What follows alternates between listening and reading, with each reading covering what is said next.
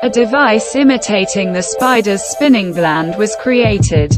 Japanese scientists have developed a device that produces artificial spinning thread. They claim that the thread created in the laboratory is very similar to what spiders produce naturally. The artificial silk gland can recreate the complex molecular structure of the thread produced by spiders by imitating the various chemical and physical changes that occur in their silk gland. The artificial spider gland was developed in research led by Keiji Numata of the RIKEN Center for Sustainable Resource Science in Japan. Scientists from the RIKEN Pioneering Research Cluster also participated in the research. The device was designed to reflect the physical and chemical changes that occur in the spider's gland. The description and results of the work were published in the journal, Nature Communications. Spider thread has very good mechanical properties. It is flexible and can stretch up to 40%. Without prejudice. It also has the highest strength among natural fibers, which is comparable to steel of the same diameter. The thread produced by spiders is also biocompatible, which means it may have medical applications. It is also biodegradable. So why is it so rarely used? Because breeding spiders to produce thread on a large scale is difficult. First of all, spiders tend to eat each other, so maintaining the farm itself is problematic. Additionally, in breeding they produce a small amount of valuable spinning thread. Researchers have been trying for years to develop a fiber with similar properties to spinning thread. So far, nothing has been created that could be used in mass production. However, it is worth mentioning research from a few months ago, in which Chinese scientists modified silkworms so that they produce spider webs instead of silk. Genetically modified bacteria were also used to produce spinning thread. Spindle thread is a biopolymer fiber made of large proteins with highly repetitive sequences, called spindroins. The spinning thread also contains other molecular structures called beta sheets, which must be properly arranged so that the thread fibers can maintain their unique mechanical properties. Recreating this complex molecular architecture is not a simple task. Scientists from RIKEN adopted a biomimetic approach in their work. In this study, we tried to mimic natural silk thread production using microfluidics, which involves flowing and manipulating small amounts of fluids through narrow channels. Indeed, one could say that the spider's spiny gland functions as a kind of natural microfluidic device, Numata said. The device developed is a small, rectangular box with tiny channels cut into it. The spindroin precursor solution is placed at one end and then directed to the other end using a vacuum. As the solution flows through the microfluidic channels, it is exposed to precisely selected changes in chemical and physical conditions, which are possible thanks to the special design of the microfluidic system.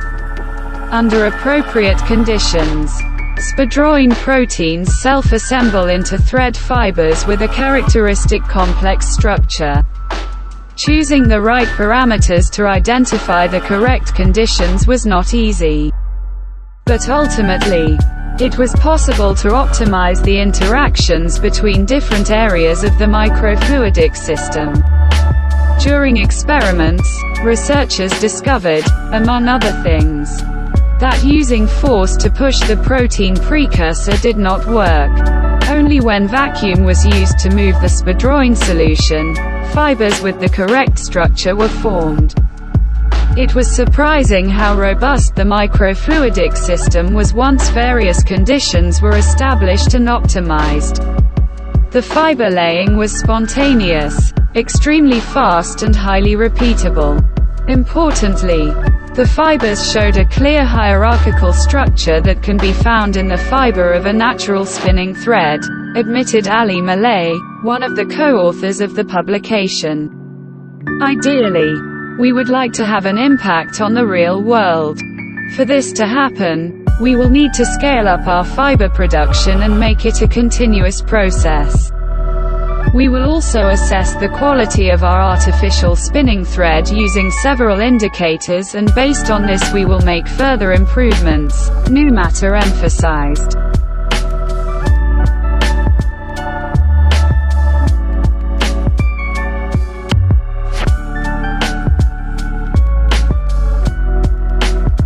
Ancient chewing gum sheds light on the Stone Age diet. 30 years ago in Sweden, at an archaeological site dating back approximately 10,000 years. Years ago, scientists found pieces of birch bark resin on which human teeth were clearly imprinted.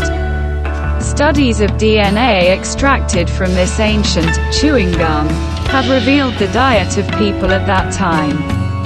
Deer, trout and nuts dominated, but researchers also found signs of gum disease. Birch tar, or birch slime, is a sticky black substance that has been used for thousands of years for its adhesive, hydrophobic and even antibacterial properties. It is the oldest synthetic substance ever discovered, and its earliest uses are attributed to Neanderthals. Produced by heating birch bark, tar was used by our ancestors primarily as a natural glue. Hunters used it to attach arrowheads, and it helped early craftsmen construct tools. But birch tar also had other uses.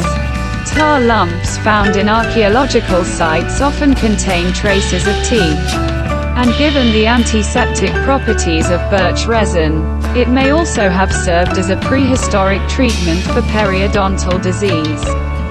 Although this may also be an overinterpretation, because birch tar solidifies over time and could be chewed to make it more flexible and suitable for use as glue.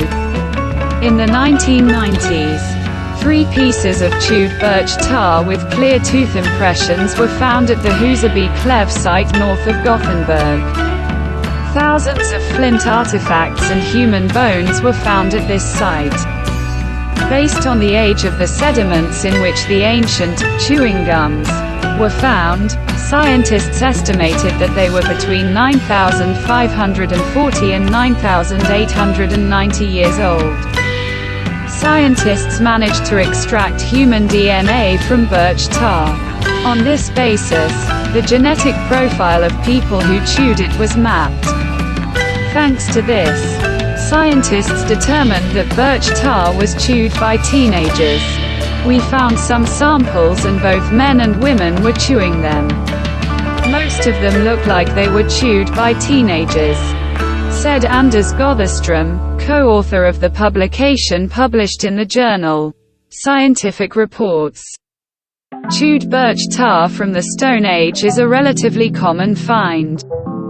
It is known that various substances with similar properties, such as coniferous tree resins, have been used in similar ways in other parts of the world. On the fossilized tar, researchers also found DNA from other organisms, such as fungi and bacteria, that had been living in the chewed goo since it was thrown out. But some of the bacteria came from people who chewed tar. These are the bacteria you would expect to find in your oral microbiome. Scientists also found traces of bacteria that cause certain diseases, such as tooth decay. They also found bacterial traces of systemic diseases and bacteria that cause abscesses. However, most of the bacteria belong to the microorganisms causing periodontitis. In one piece, which was probably chewed by a teenage girl, scientists found an array of bacteria indicating a severe case of gum infection. This teenager probably started losing her teeth shortly after chewing this gum. It must have hurt, admitted Gotherstrom. Scientists also found DNA from other, larger organisms on chewed artifacts. It probably came, as researchers suggest, from plants and animals that had previously been eaten by teenagers chewing birch tar.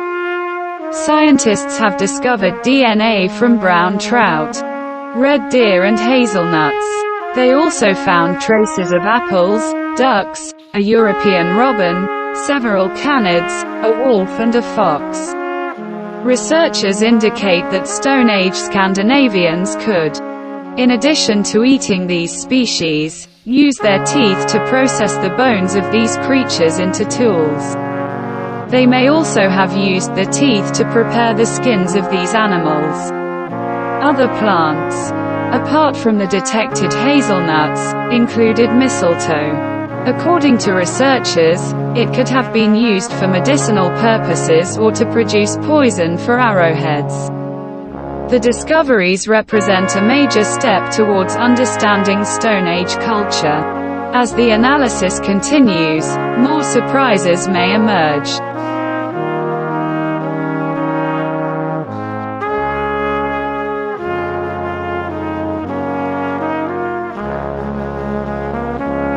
The most accurate moon landing in history. Slim landed just 55 meters from the target. A few weeks ago, the Japanese Slim lander landed on the lunar surface. Due to problems with positioning the solar cells and, consequently, power supply problems, the lander was turned off. One of the goals of the mission was to demonstrate precision landing technology at a distance of up to 100 meters from the designated target. And it worked. Analysis of data obtained before the power outage confirmed that Slim landed approximately 55 meters east of its destination. Thanks to the Slim, Smart Lander for Investigating Moon probe. Japan became the fifth country in the world to successfully place a probe on the lunar surface. It was the first such precise landing in history. Japanese scientists managed to place the probe 55 meters from the previously designated target, and not as was the case with previous attempts, which ended several dozen kilometers from the designated place. The landing maneuver began on January 19, and although it was a great success, it did not go according to plan. Slim has settled on the surface in such a way that no light hits its solar panels, preventing the equipment from being powered. Therefore, Slim has been disabled. This does not mean the final end of the mission. If some sunlight reaches the solar cells, there is a chance that Slim will come back to life. Analysis of the data shows that Slim's solar cells are currently facing west, suggesting that there is the potential to generate power, and thus wake up Slim, as lighting conditions improve. JAXA admitted that all technical data regarding the landing maneuver and navigation camera data recorded during descent and on the lunar surface, necessary for the development of precision landing technology, were transmitted to Earth. The spectroscopic camera on board Slim also operated and recorded images until the power was turned off. The unlucky positioning of the lander on the lunar surface, preventing it from generating energy, is due to engine problems, JAXA emphasized in a statement. The obtained technical data showed that at an altitude of 50 meters, just before the start of the obstacle avoidance maneuver, the thrust force decreased. Engineers indicate that one of the two main engines was most likely lost. If this turns out to be true, the landing will be an even greater feat.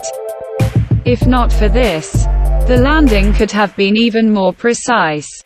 In such circumstances, the Slim onboard software independently identifies the anomaly and controls the ship's orientation as much as possible. Slim continued its descent on only one engine.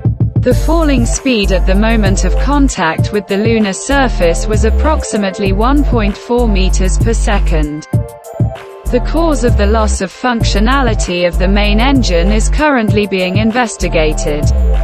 Slim transported 2 spherical mini-probes in its bowels. They are about the size of a tennis ball and can change shape, making it easier for them to move around the surface of the silver globe.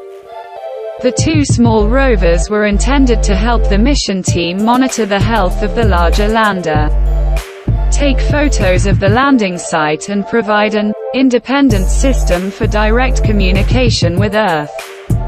Perhaps if Slim wakes up, I will be able to pursue these tasks.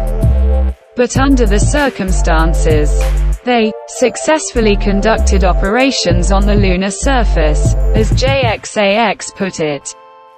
The small probes LEV-1 and LEV-2, short for Lunar Excursion Vehicle, were released from inside the lander before landing. According to JAXA, LEV-1 provided communications with ground stations as well as LEV-2 and SLIM. Currently, LEV-1 has completed its planned operational period, which means its batteries have exhausted. The ability to resume operations depends on the generation of solar energy as a result of the change in the direction of the Sun. Efforts will be continued to continue receiving signals from LEV-1, the statement reads.